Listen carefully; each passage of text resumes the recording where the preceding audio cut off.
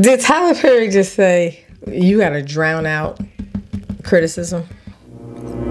And did he also just call his critics high-powered Negroes? Yo, Tyler Perry, I'm telling you, he turned into the man.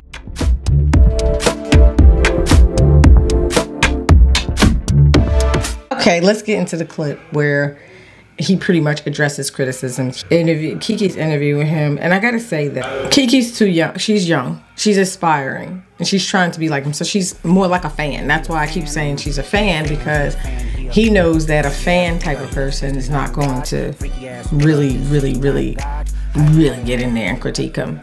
In other words, like, he ain't gonna let nobody critique him, because remember, he up here and we all down here. So yeah, that's probably why he picked Kiki, and I don't think she did a bad job at all. I just think that Kiki's more of a fan rather than a critic. That you've never allowed that criticism to stop you from being able to have your authentic voice as an artist, because it does get really difficult. Yeah, but what? No. You got to drown all of that out, because if you let somebody talk you out of a place that God has put you in, you are going to find yourself in hell. I know for a fact that what I'm doing is exactly what I'm supposed to be doing, because for everyone who is a critic, I have thousands of used to be emails from people saying, this changed my life. Oh my God, you know me. Oh my God, you saw me. How did you know this about my life, my family? So that is what is important. We're talking a large portion of my fans who are disenfranchised, who cannot get in the Volvo and go to therapy on the weekend. So you've got this highbrow Negro who is all up in the air with his nose up looking at everything. And then you got people like where I come from and me who are grinders, who really know what it's like, whose mothers and were caregivers for white kids and were maids and housekeepers and all of these beauticians. That don't discount these people and say that their story don't matter. Who are you to be able to say which black story is important or should be told? Get out here with that boy. Yes. So in other words, he's saying to be critiqued means that you're telling him that, you know, to take him out of his godly position, and he's like a therapist for people. I mean, what Tyler Perry's repetitive content in movies is divorce porn. Think about his audience. Like, think about Tyler Perry's audience is the very reason why he just keeps feeding them the same type of content. Tyler Perry would be really good as a YouTuber, because I think new YouTubers very niche orientated. It's the type of platform where like you just kind of stick to one niche and you just stay with it.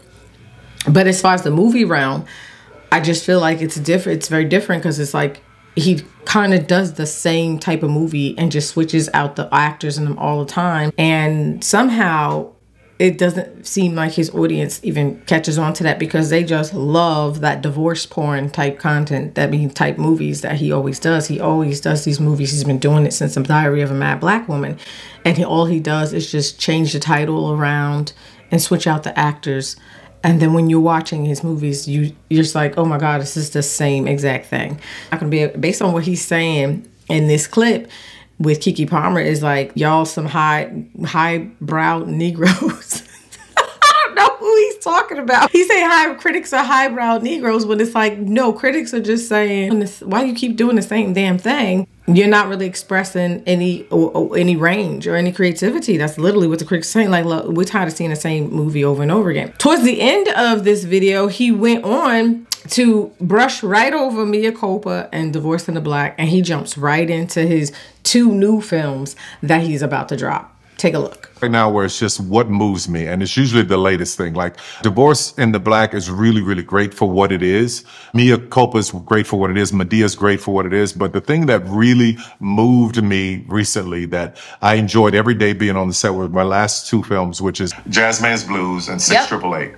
So both of those films are where my passion is right now. So, but I love.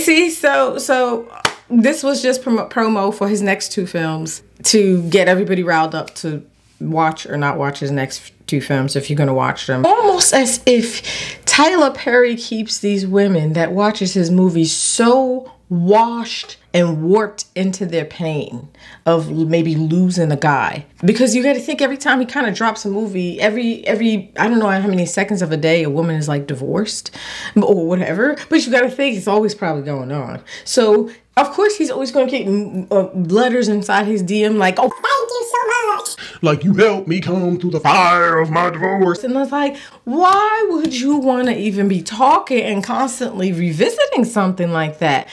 It's definitely culty, because it's like he's recycling and washing the same type of information out there to you over and over and over again. And I just don't see how, if I was divorcing anybody, would I want to be hearing this? I don't even know if I wouldn't want to confide in him. I wouldn't want to confide in Tyler Perry, because I would be like, well, where's your wife at? What you be doing? And keep your relationship good. If you're going to go to somebody for advice like that, you got to be looking at the person you're getting advice from. What is Tyler Perry? Is he single? Is he married? Is he the other thing that everybody else keep thinking he is? What is he? Because it's like, I'm not going to be sitting here supporting you and watching your stuff all the time if all you going to keep doing is provide me with, okay, if I'm going through divorce, then I guess I will watch Tyler Perry. But if you're not going through divorce, or you're not coming out of a terrible, terrible relationship, then Tyler Perry ain't going to be for you.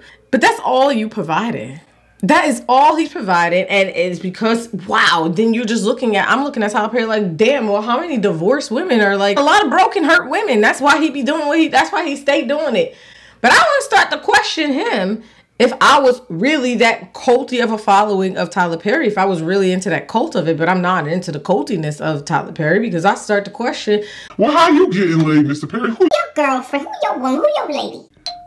But you see, these are the types of questions that his audience, they don't ask that. His audience doesn't ask those type of questions. They don't want to know the answer, a lot of them. I think a lot of Tyler Perry's audience look at him like, he could be my man. You know, crooner, like an Usher type of person. Because you remember how all the slack that Usher got when he got married to Tamika. You know, women wasn't ready for him to be married. They wasn't ready for Usher to be married, you know. And you got all these women looking at you like, he could be my husband. I could marry him. I could probably get Tyler. And I think as long as he keeps that carrot dangling in front of his audience, he's going to keep feeding them this, yeah, that terrible man that you had, that abusive man that you had. And they're like, yeah. And he just keeps that going. Until, like, maybe they snap out of it, but like, it's all this ninja gonna talk about is how I got abused and beat up and domestic violence and all. That's all he talk about? Like, where his woman? Like, Tyler, who you dating? Tyler's audience ain't never gonna do that. They ain't never gonna do that. And that's the difference between a woman that watches Tyler, this woman that watched Tyler Perry, and the other women that watch it. Because it's like, where your girlfriend at, though? This is all of what he does. This is all that he does. And he does it because his audience allows it. The only way he will stop is if he stopped making that type of content, he's gonna lose his audience. He's gonna lose his audience. And I think he knows that. I agree. Like, if he knows that they're gonna watch him and he knows his audience gonna support what he makes, which is nothing but divorce porn. See, if it ain't broke, don't fix it. So you know that these next two movies that he's promoting is going to pretty much be along the same lines of what we're talking about here. So God put him here to do divorce porn, and that is exactly what he's going to do forever. He spoke it, he responded, he let us know. I ain't getting no writer's room. I think that's it. I don't think there's nothing more to say. Besides, are you going to watch his next two movies?